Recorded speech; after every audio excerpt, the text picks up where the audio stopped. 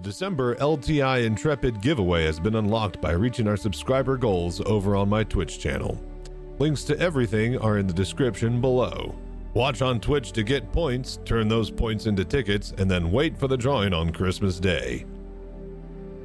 If you want to show your support to the VR Citizen community, then drop by the live stream on Twitch to get your name on the Kraken Christmas tree. Get your place reserved by subscribing or donating today. Thank you for all the support and that sweet voodoo that you do. Okay, here we go. Ah, there we go. Alright, cool. Nice, nice. I've actually never driven out in these garages before. Alright, cool, cool. So this thing, yeah, like a top speed of 38. 38, and you have to get to all the way to it. Alright, cool. Alright, so really quickly, while we're just waiting for the Polaris to spawn, we're just farting around here. And of course, the shitty weather would be preventing me from seeing anything cool. Alright, you want to see how long it takes to get all the way up and down these trams? In a ground vehicle? What happened to your beard? We reached the subscriber goals on Twitch. Exclamation mark goals. So yeah, 37 meters a second seems to be the max speed here. Alright, so now the question is, do they have the boost button? The horn? Oh, the horn is there. Alright, cool. Does the horn even work? No, horn does not work. Oh, well, what about the boost button? No, boost button does not work. Alright, so yeah, the whole reason I bought this thing because it has a boost button. And it's basically completely broken. Yeah, this is why I went with the Rover, because it's actually faster than the damn buggies. But yeah, if you're wondering how long it takes to get to the city in a ground vehicle, you don't realize how fast these trams actually are. And also how much fucking bullshit the weather is. God damn. Oh. Alright, what we'll do is we'll follow this left line here. This will take us all the way over to, the thing. Commons, and then we could take the tram back to the spaceport. Easy peasy. There is a racetrack that goes all the way around the sides of the city and stuff like that, but I need to go look up the route to remember it. But yeah. So this is it. We're max speed now. Just basically cruising along. Yeah, I honestly don't know where ground vehicles are going to end up in this game. Like, outside of the Daymar Rally, there's really 0 point for them. A hover bike would make this trip faster. If you needed to move actual cargo, for any reason at these distances, you would literally do a spaceship and fly 10 times as much as a single SU that these ground vehicles could fit. Like, unless you need them for like a single box moving around your base, or you just moving around personnel and stuff, like, ground vehicles are completely pointless in this game. Like, it is literally taking me like 5 minutes now just to get to the city. Would have taken me like a minute in a hover bike. Would have taken me like 10 seconds in an actual spaceship. Like, other than for just RP shit, yeah, like the Daymar Rally, I really don't like how our vehicle is going to actually work in this game. Yeah, look cool, but you look cool doing it. Okay, well, nobody's saying that. Right? Nobody's not saying that right now, okay? This does indeed look very, very cool. You're not wrong there. But, like, functionally, though. Functionally, purposefully, like, does it actually have a reason to be in the game?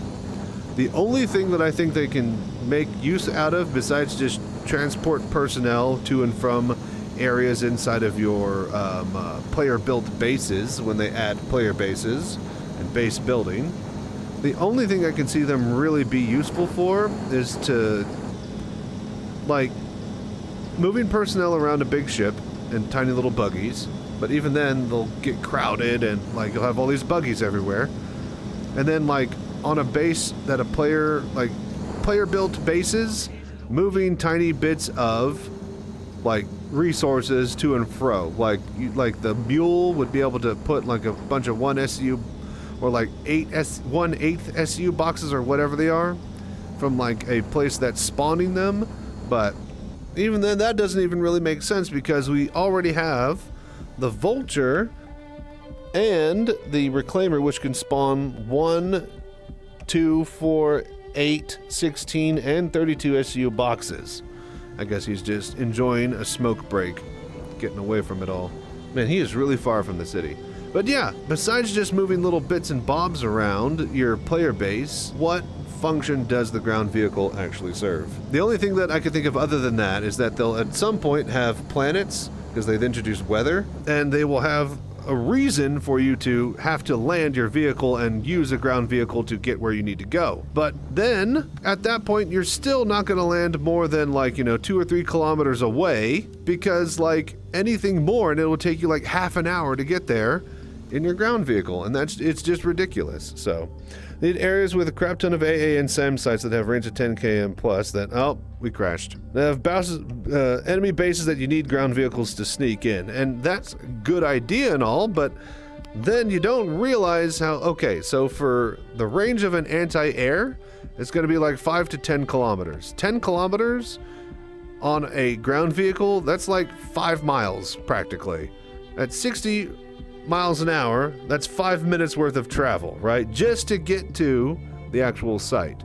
Doing the Daymar Rally, you guys don't realize how far the distances are in this game when it's actual distances.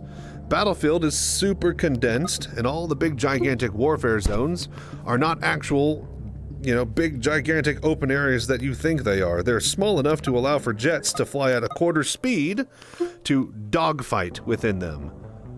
So, it's just, and it's just ridiculous. If you ever try to run that same run that I just did from the spaceport to the city, that would take you an hour, right? Probably 2 hours on foot. If you ran anywhere from location, space, or not spaceport, but let's say airfield to the main city in a Battlefield game, that takes maybe 45 seconds to a minute tops. That's the difference that we're talking about with scale in this game. And that's why I just don't think that ground vehicles are going to work. But yeah, maybe when they have enemy bases and we need to sneak on foot and do actual ground vehicle stuff, maybe the tank will have a purpose then. But that's basically, they're just going to have to, what it is they're going to shoehorn them in, is what it is, right? Functionally, when you have spaceships that can do short hops and, travel the big distances and everything in between and move cargo, and functionally you've literally written out a need for ground vehicles to even exist in your game, in your lore, in your IP. It's just kind of doesn't really make sense, which is also probably why there aren't any ground vehicles in a lot of space games or spaceship movies, space IPs. There's just hover stuff that gets you to and from quickly, or gravlevs or trams or something else that's other than a fucking ground vehicle. And the ground vehicle is usually just a tiny little buggy that's shoehorned in for a scene. So, yeah. No clue what they'll do with ground vehicles. We shall see. Hover bikes, though, definitely makes sense. The ground vehicles with wheels, though, it just seems ridiculous. Anyways, another rant from me. I hope you guys are enjoying these and enjoying the content. If you're watching this on YouTube, thank you guys so much for doing the voodoo that you do. We got the Daymar Rally practice coming up, as well as a whole bunch of other exciting things going out through the end of the year. With that being said, you guys are amazing. Thank you for the voodoo that you do. Stay safe, fly right. I'm Chachi Sanchez. Y'all have a good night. Ground vehicles. They're crazy.